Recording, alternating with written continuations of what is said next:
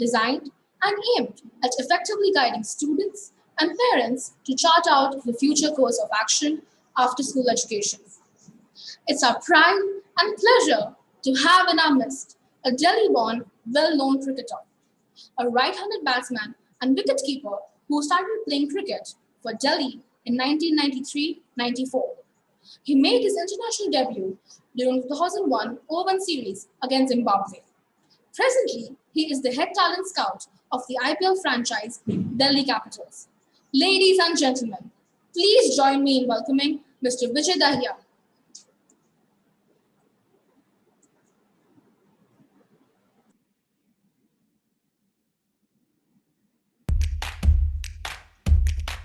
Man with nerves of steel and hands of gold, Mr. Vijay Dahiya is a right-handed batsman and an ace wicket-keeper. Currently, he is the head of talent squad. Dependability and consistency are his hallmark.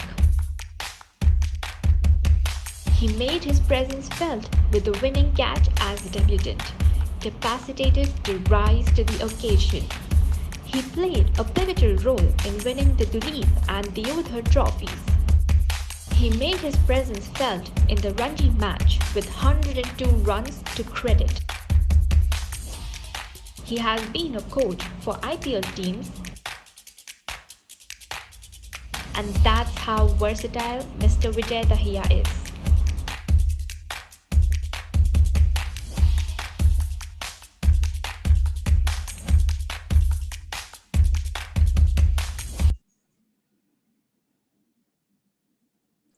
Thanks to Alishma Khan of 9D for the wonderful video, and thanks to Sarah Fatima of 11F for the voiceover.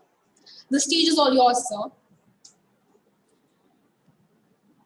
Good evening. Thank you so much for such a lovely introduction. I think a few of the things I've forgotten as well. Some of the pictures just take me back to the old times.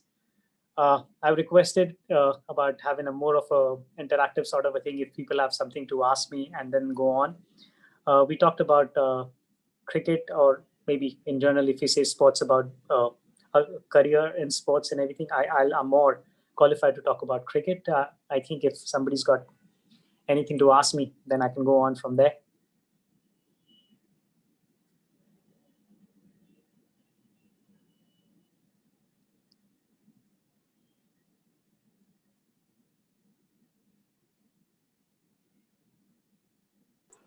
So, how would you prepare your mind as a cricketer? What are the different ways to keep yourself motivated? I think there's nothing like self-motivation. I mean, like, a lot of people can talk to you. A lot of people will talk about game. A lot of people will try and simplify things for you. But in the end, the bottom line is that how do you assess yourself? How do you motivate yourself? Because there's nothing to beat self-motivation. You know your goals. Other people can always help you, whether they are teachers, whether they are coaches. They're always there to make things simplify for you. But you have to set your own goal and work towards it every day. Maybe as little as this, as small as whatever hours you put every day. It doesn't matter how small or how big, but the progress is so important. And then when we talk about progress, it's not only about skill, it's the mental thing as well. Are you getting stronger every day? The amount of time you spend on the ground, is it making you much more stronger? It is making you much more better every time when you leave the ground. Do you give your 100%? These are the few things that motivates you all the time when you step on the park and have a plan. And if you worked according to the plan, if you have given your 100%, I think that keeps you motivated, that keeps you going. What are the challenges as a commentator? Not really. I think it's the best job. And you're talking about the game that you have played all your life, and you're getting paid for it as well, and you have the best seat in the houses. The challenges is sometimes you, as a cricketer, as ex-cricketer, sometimes what happens is that you tend to get carried away at times and start looking at the game, or start talking about the game the way you see it, or the way you want to see it. I think there's a fair difference between commentating and coaching. I have seen a lot of people tend to get carried away in tense situation and moments where they think they're start putting on their coaching hat on rather than their commentators hat on. It's trying to simplify the game for the people. If you are only listening, then it's a completely different thing. If you're watching it on the television, there's no point to tell the story what you can see. So let the pictures talk and add the value to it. Add what can happen being an ex-player. What do you think the player will be thinking in the middle? Add that sort of a value, and try and simplify the game and say that these are the options with the batsman or with the bowler, or what the dugout is thinking, what the people thinking who's sitting out. If they're sending us some message in these crunch situation, what those message can be. So you try and tell a story which is not visible. That's what good commentators try and do, and it's a fantastic job, honestly. And it's not about only somebody who's played the game can do this job. I have seen people who have not played the game and being brilliant at it. If you're a good storyteller, people will listen to you. Uh, that's what the whole idea about this thing. And there are a lot of people now. We talked about being a career. We talked about opportunities. Commentating is another brilliant opportunity. And there are so many avenues are opening up now. And I'll talk about India. What's happening in India? When you talk about sports, especially cricket, it's not a sport anymore. It's a profession. And when you look at as a profession, you add few more things to it. You don't take it lightly. It's just not that you go out there, play, and come back. There are so many other things that are happening. People are taking umpiring seriously now. People are taking, there are courses that you can do and become match referee. You can become a scorer. There's so many avenues.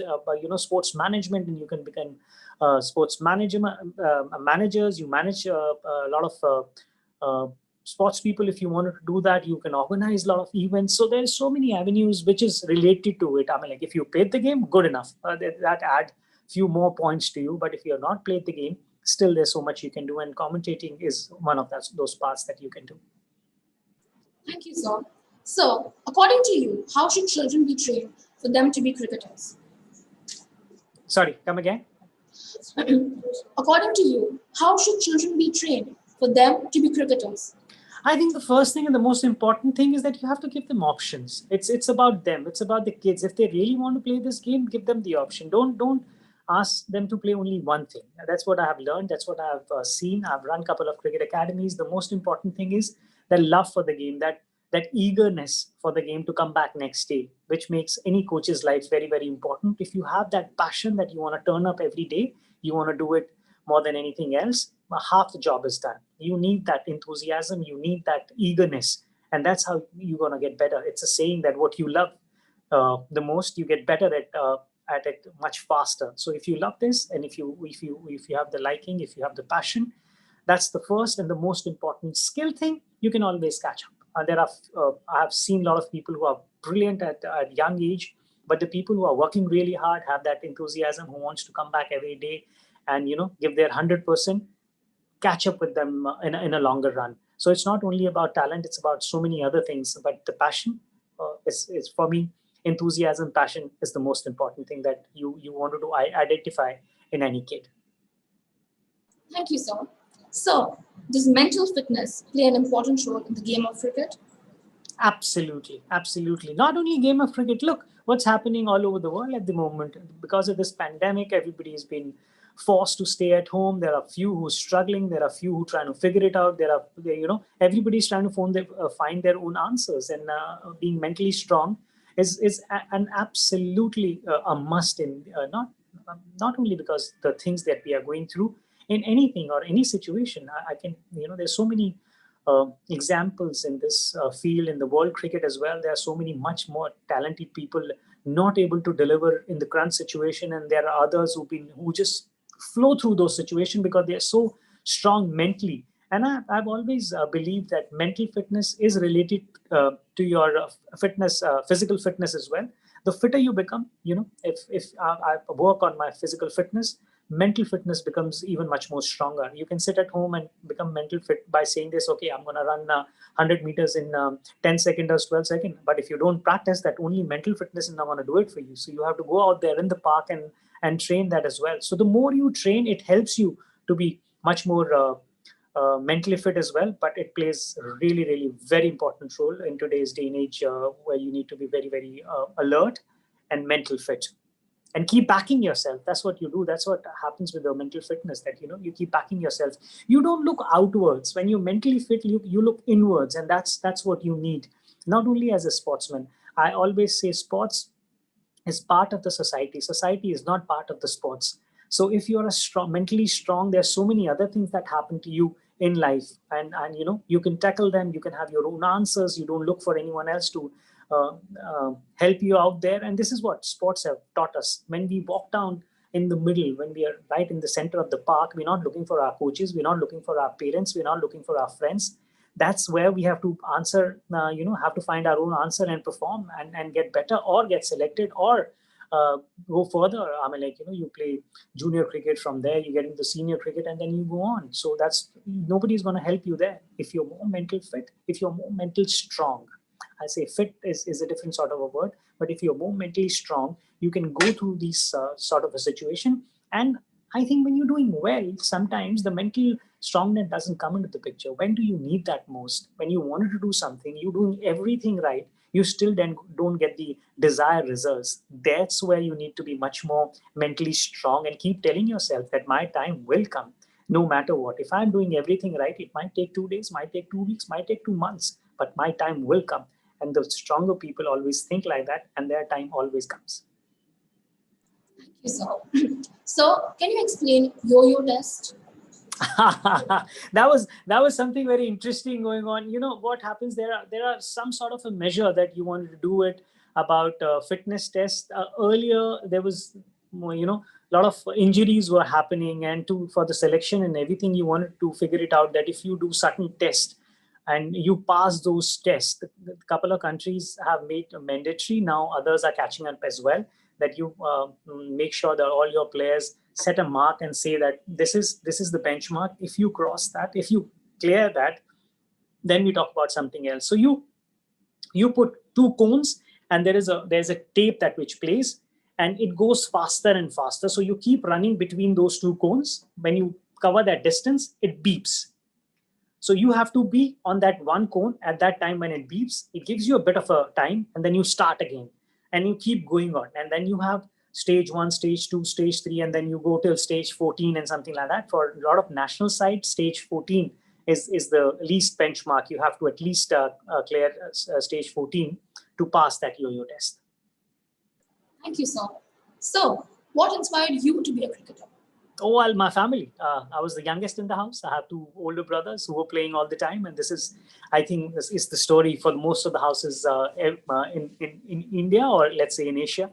And I was very lucky because both my brothers, when they started, and by the time they came to the class 10th, which is a big thing in India, the moment you get to the class 10th, you have to make a big decision. What do you want to do? You want to take science, you want to go towards arts or commerce, whatever. So those were the times when my older brothers were asked to be more focused about the studies. I think being the youngest in the house, I had that luxury that I had 2 older brothers who backed me and said that, we wanted to play as well, but we've been asked to be more towards the study side. So give him a bit of a leverage and let him try for a year or 2. If he's successful in those couple of years, I let him pursue sports as career, and that's what happened. That's where my family's helped me like anything. And I think any kid, luckily now there are so many options. People are looking at football, tennis, golf. When I was growing up, and I'm talking about almost 30 years back here, when I was growing up, I think that's there were not many options. That cricket was very lucrative even then.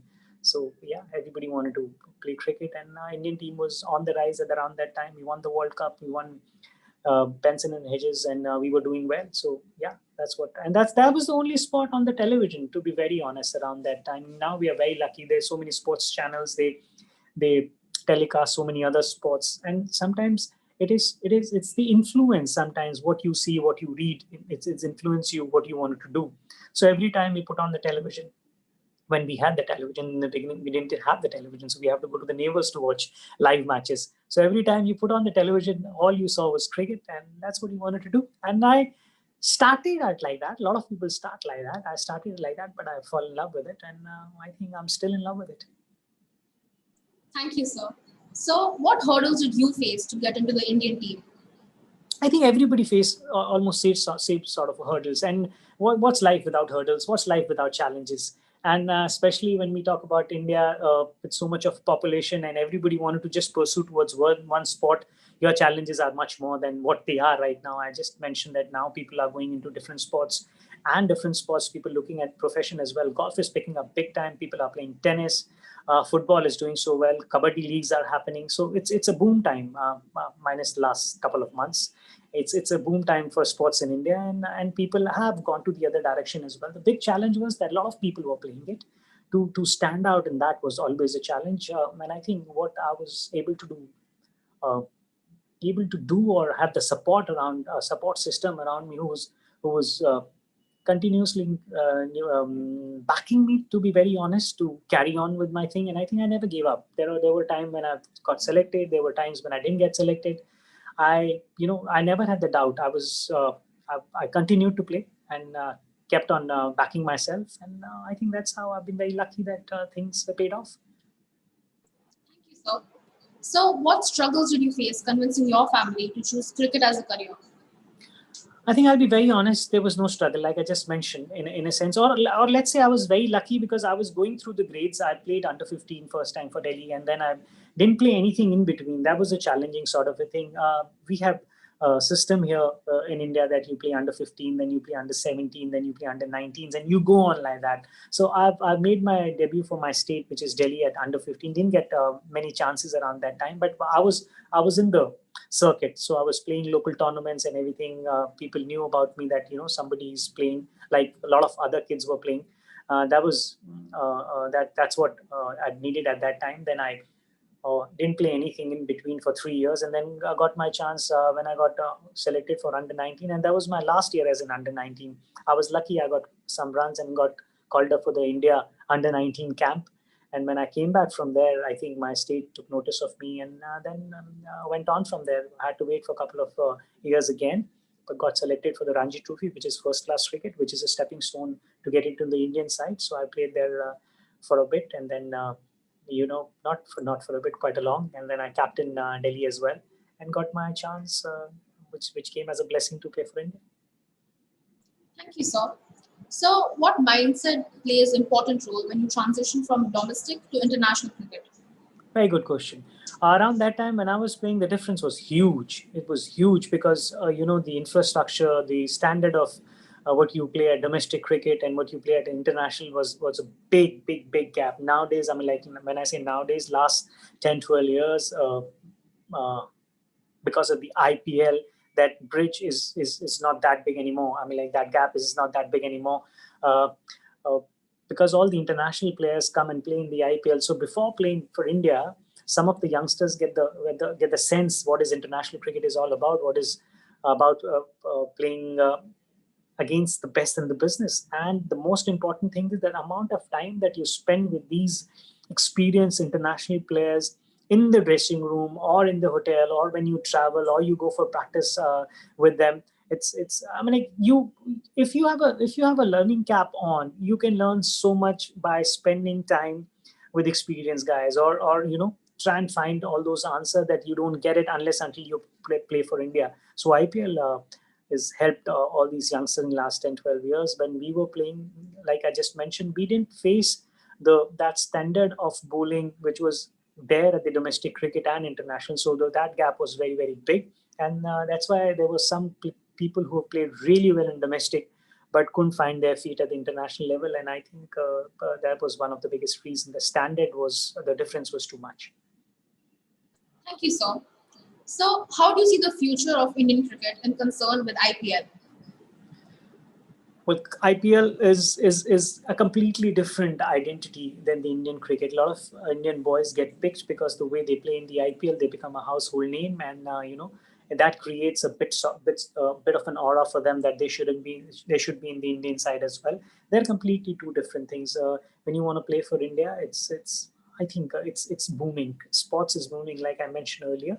Uh, Cricket is not a sport in India anymore. It's a profession. You look at it that way. You prepare yourself that way. And when you look at prepare yourself that way, it's completely different sort of a thing. And I think any sport for that matter. I'm just saying cricket because we're doing well in cricket. There are a lot of recognition in cricket. Financially, it's absolutely brilliant in India.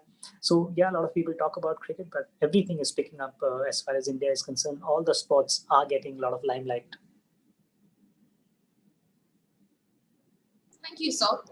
So, how important is it to start coaching at a school level to become a professional cricketer? Very, very important. I think it's, when we talk about skill based sport, it's so important that you have your basics right. And that starts early.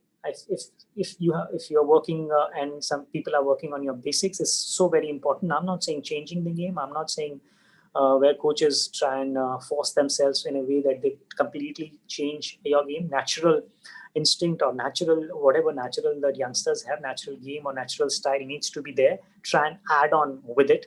But yeah, it's very, very important to install those good habits right in the beginning. Once your basics are right, then things become very, very easy for you. So, yeah, school level or from their junior sort of a cricket structure is very important. Thank you, sir. So, what is your job as head talent scout? It's a very good job. I go out there and watch almost throughout the year. I watch cricket. I look at the talent and I try and back them. We pick them in the auction and they become part of the IPL. That's what you do. There are few that you look and just keep in your, or let's say in your diary, keep their names in your diary, and that they may be not the option right now, but they are somebody you can invest in, and in years or 2 years time, they'll be in that in that category where they can come and if they keep working hard, they can be an option for the IPL. And that's what you do, that you shortlist a few names, then you come back, you talk to the team management, you talk to the coaches, and you give them those names and take a feedback from the coaches. What is there that you're looking for in the scheme of things, or in your team? What is are we looking for a wicket keeper? Are we looking for a batsman, leg spinner? You keep that in mind and keep looking at the talent and identify them and then introduce them to the team management. Thank you, sir. So, what do you think about choosing wicket keeping as a career path in cricket, given that India's wicket keeping now is not as quiet as when it was Dhoni was behind stumps? Well, I'll say two things. Comparison is not a good thing to do. You can do a comparison if somebody plays half of what Dhoni has played. So it's absolutely. I don't like comparisons. Whoever will come will find his own place. And how can you compare with somebody like Dhoni, who's played almost for 10, 12 years? It's difficult. Wicket keeping is a thankless job.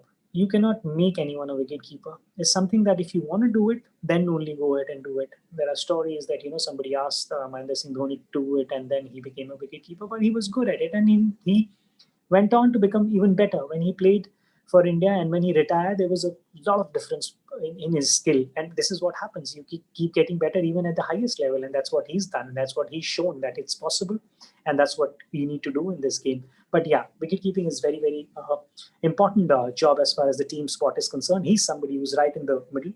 Let's say he's the joker in the circus. His role is very, very important to be somebody who's helping the captain, somebody who's helping his bowlers, trying to tell them how the wicket is playing, trying to tell them how the batsman is playing, how you can set your field when the game is over or one inning is over, coming back and telling everyone, and this is this sort of a pitch, because he's getting a first-hand sort of a thing. He's so close to the surface.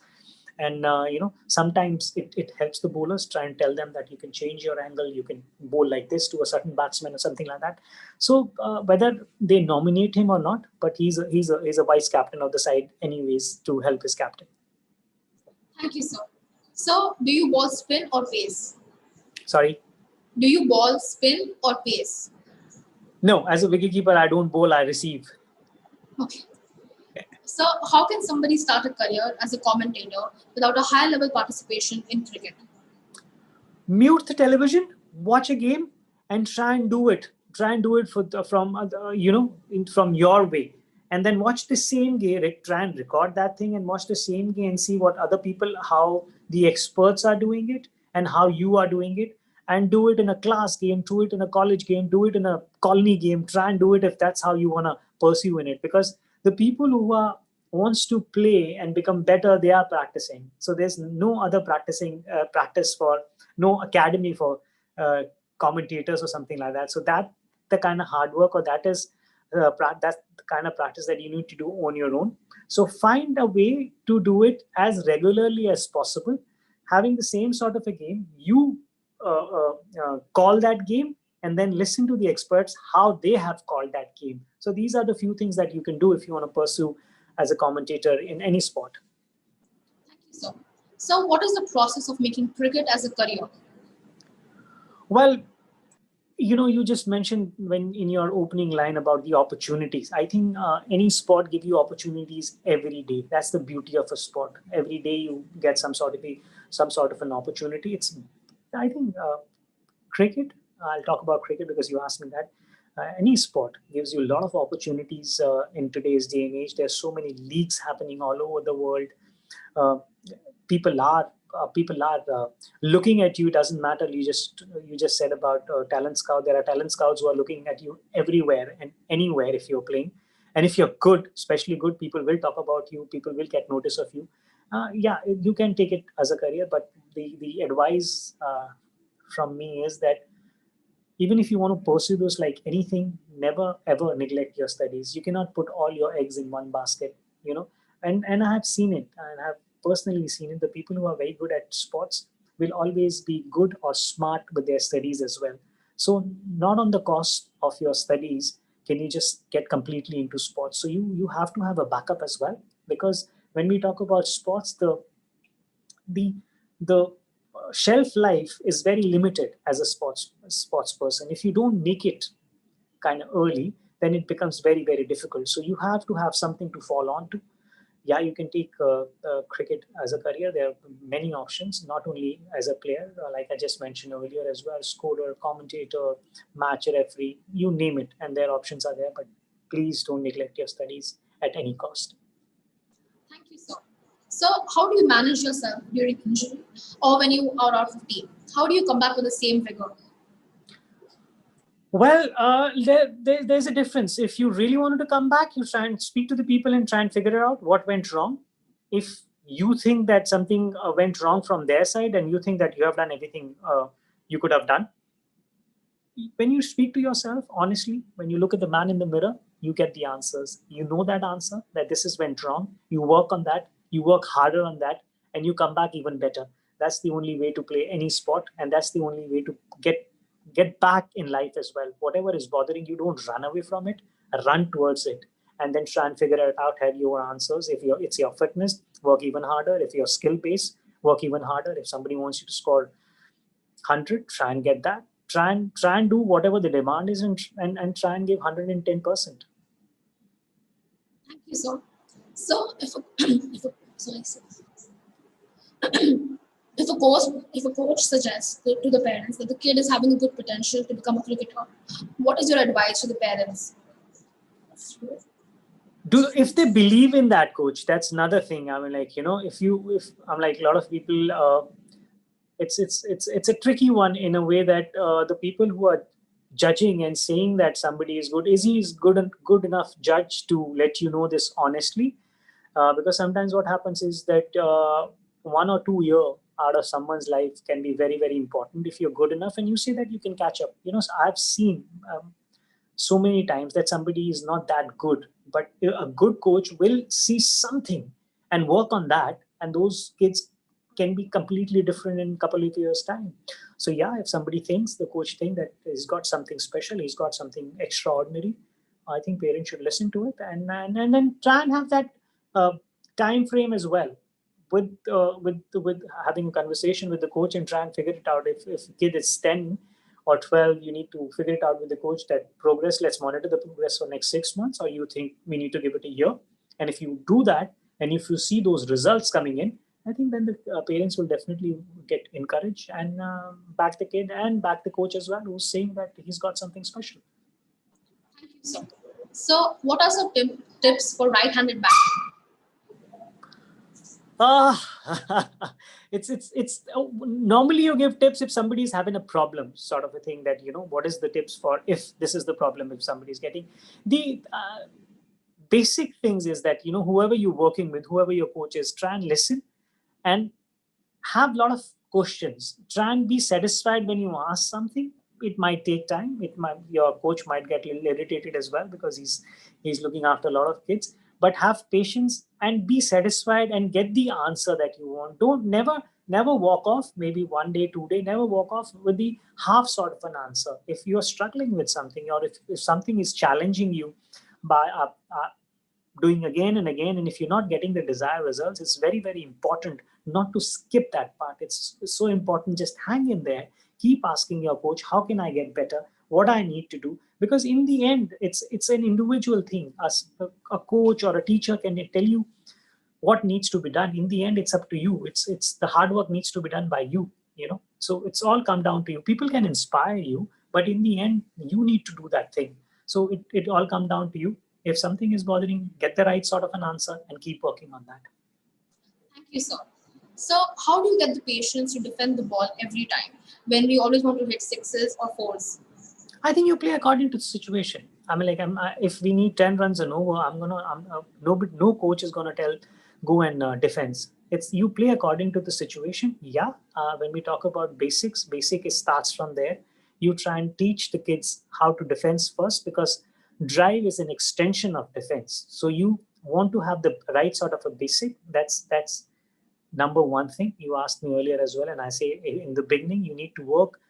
If you defense well, short play or stroke play will become easier. It's difficult to teach them in the beginning, or try and explain them to a lot of youngsters in the beginning. But when they get the hang of it, when they understand, they know that if I can do that, I can do a lot of other stuff as well. So it's very important to work on your basic and get very strong with your basics. Thank you, sir. So, how do you manage both studies and cricket? Oh, I think I was very lucky. I'll be very honest with you. I was very lucky. I made the biggest blunder of my life. I had the backing of my brothers, and I neglected studies when it shouldn't have been neglected. And I think I'm very, very lucky, and that's the reason why the first thing I said, never ever do that. You can't be dependent only on luck. Nobody, if you have the education with you, it can come handy to you any time of the life. Like if you learn how to cycle, you don't forget about it, and you can use it even when you're 60. But when you have, same goes with the education. If one thing doesn't work out, if sports doesn't work out, with your education, you can still be around sports. You can do sports management. You can do so many other things. It's very, very important. I managed it because touchwood, I was good at it. And I had the good sports teacher. I was lucky enough to have principal. The kind of schools that I went in, they were very, very supportive as far as sports were concerned. They backed me. They helped me. They had extra classes for me. When I passed 12th standard, one of the best colleges in India were kind enough to give me an admission on the basis of the sports. But I won't advise that, and I won't preach that. You have to look after your studies, and don't ever neglect. If someone else who's absolutely in studies is doing it for 4 hours, you can always find a time and can do it for an hour and a half for sure. Thank you, sir. So, can you explain how to increase our pace? Yes, you can. And it's something that if you work on it from the beginning, you can do that. It's very, very important to identify. I mean, like pace, most of the time we say it's a natural sort of a thing, but with your right sort of a basic, somebody working on your action, as you become a little bigger, as you become a little more stronger, you can add on a bit more pace as well. There are some kids who got that ability and who got that gift from the beginning, that they have that pace. But when you're starting the game, when you're 10, 12, that's not the time to push kids for the pace, because physically they're not ready for it. And if you try and do that, either there's something happen with their action, or something which can go wrong with their back as well, because they'll be putting more effort than which is required. I keep coming back and keep saying it about the basics, because it's the most important thing about, not only about sports, about life as well. If you have your basics right, you can always catch up. So it's very important that you work with the people, specialized people who know their work really well and who can guide you. So if you can do that, if you have all those things, you can always build, and you can always work a bit on your pace as well. But the other thing is that you cannot see too much of a difference when it comes to your pace. You can add a little bit, but not too much. Thank you, sir. So, the next question from the audience is, can you suggest some good academies for girls in school? Where? In cricket, for the cricket. No, where do I suggest? India, where? in India? India, there are a lot of sports is picking up big time. And thanks to BCCI, who runs cricket in India, they have got this vision about the girls as well. During the IPL, we had three teams who have played some 6 or 7 games during the IPL as well, and we done really well. Last World Cup, we reached the semifinals. Girls sports is picking up big time. There are academies which is completely girl centric. That's what they do. There are a lot of colleges who encourages sports. There are a lot of schools is doing it. Delhi government is backing cricket big time. Andhra Pradesh is doing so really well about their 6 or 7 academies that they have, which is same as for boys and girls as well. So there are a lot of academies. It depends which part of the India you're based in and which is closest to your house as well. That plays a very important role. Thank you, sir. So the next question from the audience is, what is the responsibility of a captain in a team? Well, I'll say it begins. It all depends. Where are you playing? What stage are you are playing? There's a saying that your captain is as good as his team. But there comes the crunch situation. There comes the time when captain needs to take the responsibility, take those decisions. Sometimes you have a team meeting. This is what team wants. But when captain goes for a toss, that's what you say. The captain won the toss and he decided to bat or bowl. But it's most of the time it's the team decision as well. But yeah, captain is very important, and it's about taking responsibility. It's about doing the job when no one is doing it. I mean, like, and you don't need to be the best player of the side to be captain. This is what happens, or this is what used to happen. The best player used to be made captains. You need to see other things as well. Best players can be the captain on the side. There's no, I'm not denying that, but I'm saying you have to have those leadership qualities. You have to have quality where you take everyone together. It's not uh, the moment you become the captain, your door opens up for everyone. It's not that the moment you get at the top, you shut it down for everyone. This is the quality, the leadership quality you want to see, that you are giving everybody almost a fair sort of a chance, and sort of a temperament. You need to have sort of a temperament where you can get the best out of your players. So yeah, it's captain's job is very important. Thank you, sir. So, did you face any difference of opinion during your peak time when playing for India with the coach or the captain or the teammates, and how did you manage it? I was enamored when I played for India. The kind of players that we had. Saurav Ganguly was the captain. Sachin Tendulkar was playing. Rahul Dravid, BVS Lakshman, Anil Kumble, Srinath. So I lived a dream. It's a blessing. So I didn't have any sort of a difference in a way. I went, like I just mentioned earlier. You have to have your thinking cap on and learn. There was so much experience in that dressing room at that time that it wasn't a difference of opinion in that sense. It was such a learning that everybody was reading the game with their own mindset, and you're trying to understand that how uh, there are how many ways to read the same game when it's going on. There are so many ways to get where you want to go. The common goal was the same, but everybody had their own ways to do it. Everybody had their own different role to play, and that's what you learned. And we were lucky when I played for India. We had the first overseas coach, John Wright from New Zealand. He came down to India. He became the first overseas coach for India. His thought process, his uh, uh, practice sessions, and everything were completely different, completely new for us, because till then we never had anybody coming from outside India, or never had that sort of a mindset or that sort of a thinking. So it was new. It was again something like I just mentioned. It was a lot of learning. Thank you, sir. So, the audience asks, is it necessary to go for coaching as it is very expensive these days? It's a challenge. Honestly, it's a challenge. But if you don't go for coaching, how are you planning to learn? There are a lot of people I have seen who have learned online as well. But what happens is when you go for a coaching, or is there any other way that you don't go for coaching and still end up playing matches? Because the bottom line is that you have to play. Why do we practice? We practice so we can play matches. If you can manage play in your school, play in your colony, but still end up playing lots of games, that works for me. But you need someone to correct. It can be your brother, it can be your father, it can be your friend.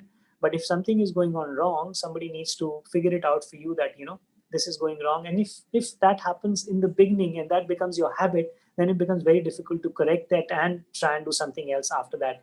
I know it's a challenge. It is expensive at a lot of places. It's becoming expensive in India as well.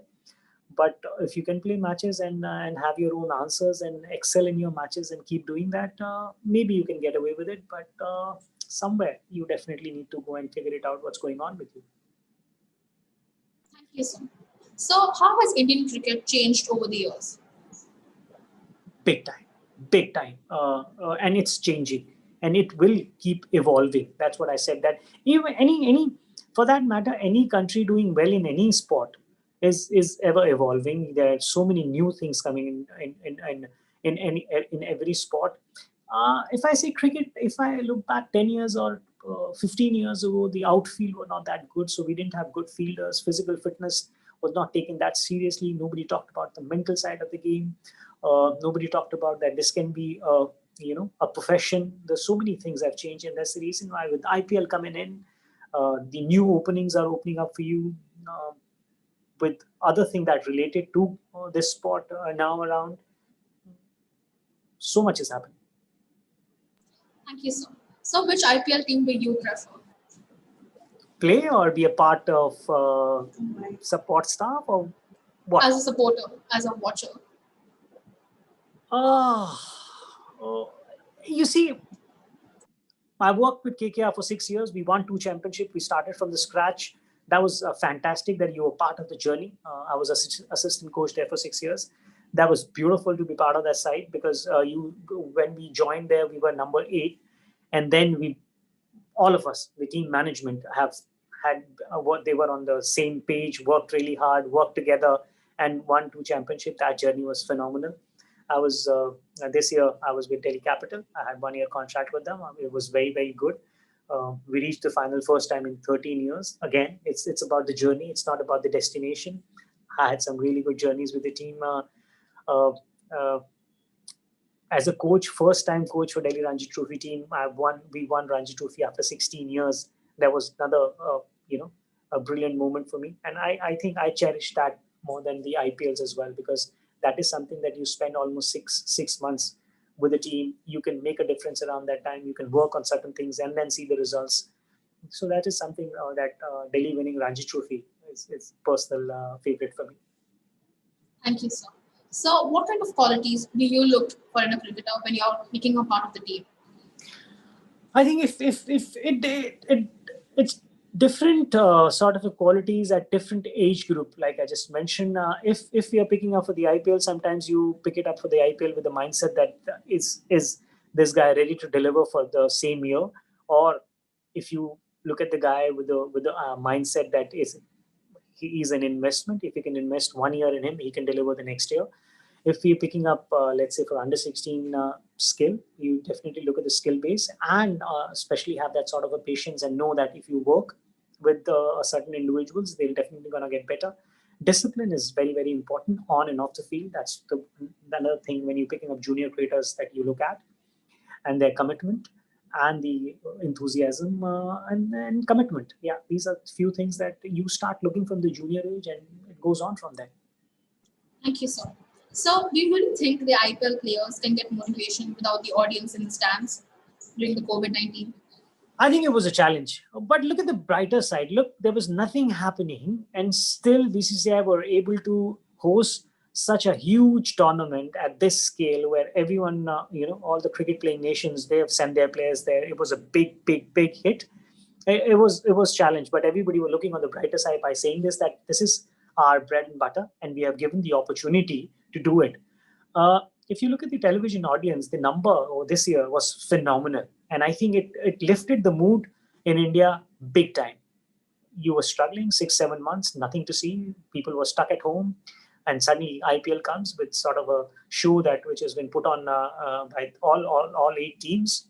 Lifted the mood for almost everyone. And this is what the power of sports is. That he can drive a nation through a bad phases as well. And this is what was understood by almost all team managements, all team players, to realize maybe accept the fact that there's nobody at the stadium, but it was challenged. But the standard of cricket didn't dip from there. It went upwards, and I think a lot of credit needs to be given to the players for what they have performed during this IPL. Thank you, sir. So the audience asks, Indian team is on par to other teams on fitness and skills. But still, on overseas tour, we do feel that we lack that mentality to get success, especially in Test cricket. Can you explain? I think it was the case earlier, but if you look around in international cricket in last almost a couple of years, most of the team are becoming strong winning at home. This is becoming almost a trend. I mean, like if we talk about that, we don't do very well when we go abroad. It's the same case with almost all the teams when they come to India. So you play in your familiar sort of a conditions. You're a powerhouse when you play at home. You know the conditions. You can play around them. You can pick up a sudden sort of a team which works in your favor. All those things are there. Uh, Last time when we went to Australia, I think we created history by winning the Test series there, which has never been done. That's what happened. But the challenge is it's going to be every time you go abroad because the conditions are different, the situations are different, and the strength. Uh, every home team play according to their strength, and that's what challenges. And I think in international cricket, it's a challenge for almost all the side, not only for India, to travel, go abroad, and win. Thank you, sir. So, Delhi Capitals was at its peak this year. How do you prepare the team for matches? What is the atmosphere before and after each match? I think a lot of credit needs to given to our coach Ricky Ponting. He was phenomenal with his experience as World Cup winner. His experience was being around the scene for almost 10, 12 years. Part of an Australian side, part as a captain of that Australian side, which dominated the world cricket for almost 10 years. He understands his man management skill were brilliant, and I think this is how he built his team. And his team was us, the support staff, to have those sort of interaction where everything was very very positive.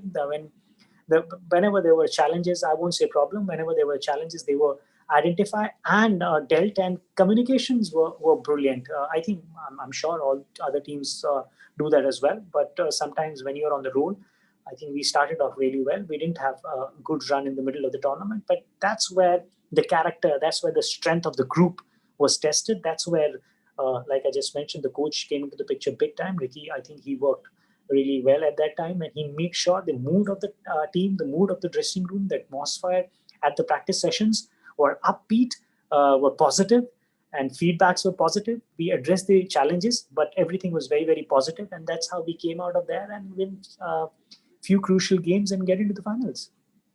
Thank you, sir. So, the audience asks, what was your opinion on yesterday's match, India versus Australia?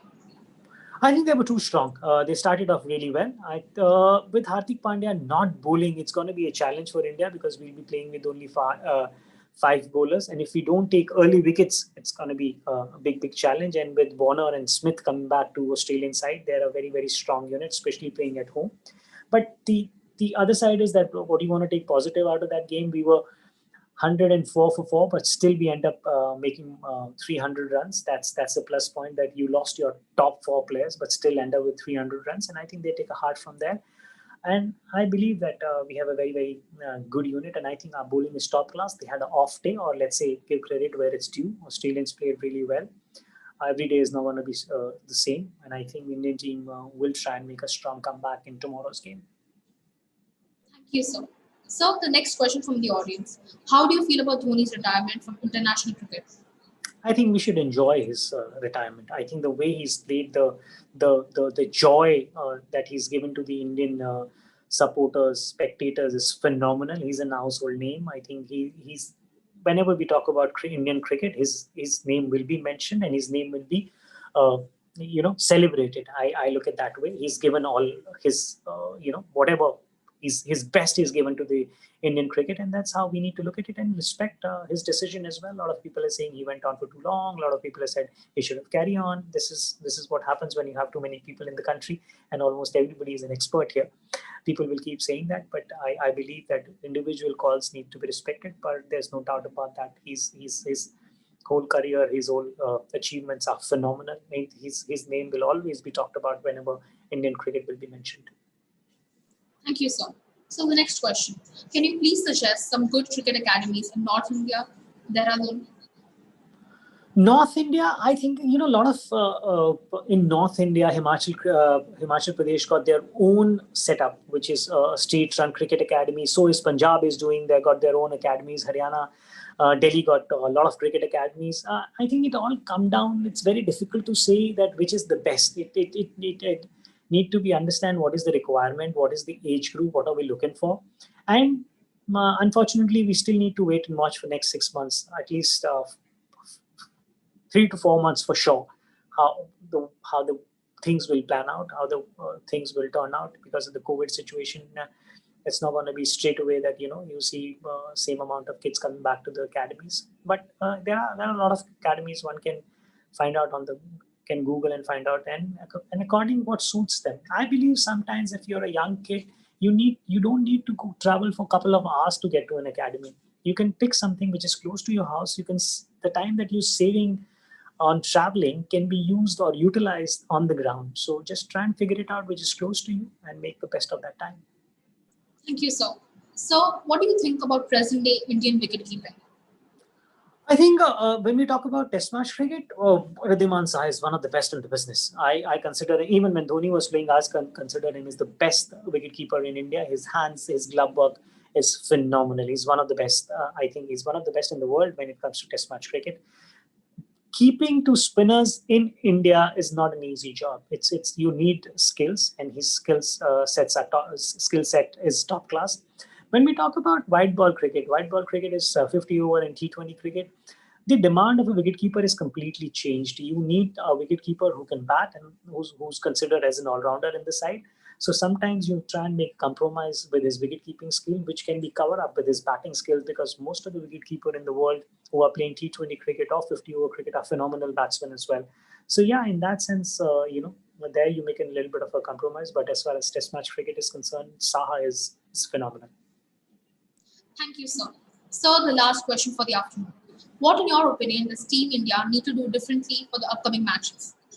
I think belief. I mean, like, you have a leader who's so confident. You have a leader who's got such a positive vibe around himself. We need to follow. The team is need to follow him and then trying to figure it out what need to do.